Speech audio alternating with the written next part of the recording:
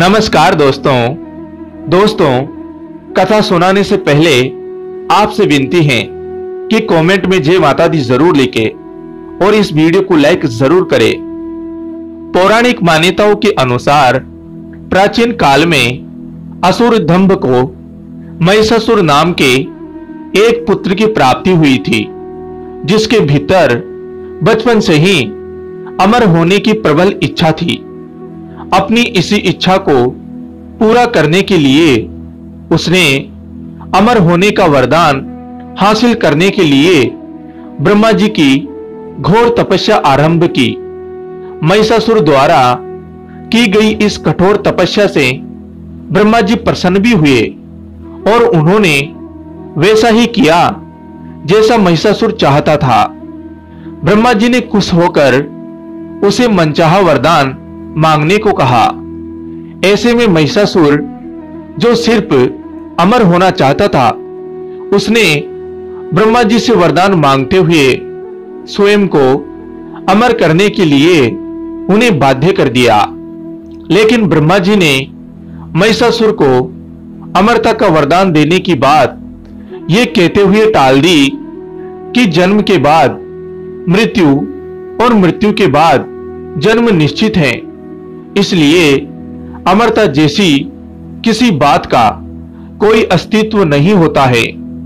जिसके बाद ब्रह्मा जी की बात सुनकर महिषासुर ने उनसे एक अन्य वरदान मांगने की इच्छा जताते हुए कहा कि ठीक है स्वामी, अगर मृत्यु होना तय है तो मुझे ऐसा वरदान दे दीजिए कि मेरी मृत्यु किसी स्त्री के हाथ से ही हो। इसके अलावा अन्य कोई दैत्य, मानव या देवता कोई भी मेरा वध न कर पाए। जिसके बाद ब्रह्मा जी ने महिषासुर को दूसरा वरदान दे दिया। ब्रह्मा जी द्वारा वरदान प्राप्त करते ही महिषासुर अहंकार से अंधा हो गया और इसके साथ ही उसका अन्याय भी बढ़ गया।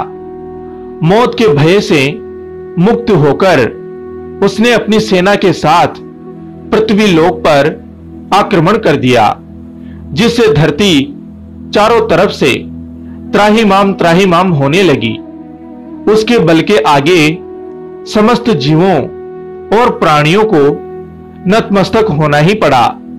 जिसके बाद पृथ्वी और पाताल को अपने अधीन करने के बाद अहंकारी महिषासुर ने इंद्रलोक पर भी आक्रमण कर दिया, जिसमें उसने इंद्रदेव को पराजित कर स्वर्ग पर अधिपत्य कर लिया।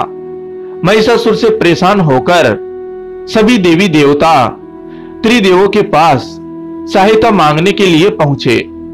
इस पर विष्णु जी ने उसके अंत के लिए देवी शक्ति के निर्माण की सलाह दी। जिसके बाद सभी देवताओं ने मिलकर देवी शक्ति को सहायता के लिए पुकारा और इस पुकार को सुनकर सभी देवताओं के शरीर में से निकले तेज ने एक अत्यंत खूबसूरत सुंदरी का निर्माण किया।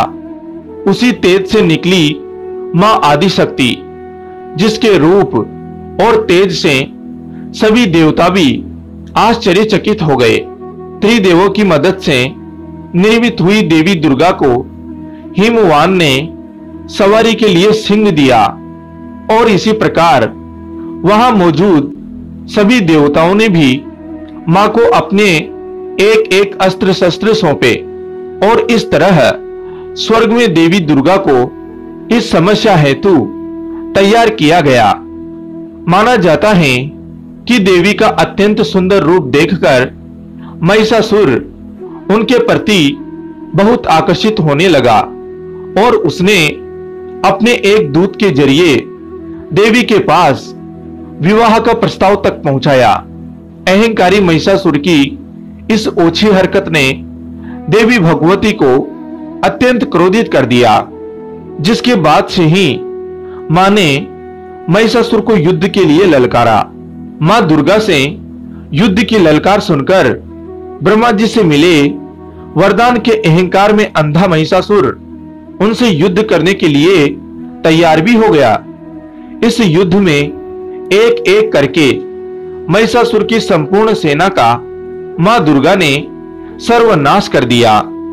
इस दौरान यह भी माना जाता है कि यह युद्ध पूरे 9 दिनों तक चला, जिसके दौरान असुरों के सम्राट महिषासुर ने विभिन्न रूप धरकर देवी को छलने की कई बार कोशिश की, लेकिन उसकी सभी कोशिश आखिरकार असफल रही और देवी भगवती ने अपने चक्र से इस युद्ध में महिषासुर का सिर काटते हुए उसका वध कर दिया।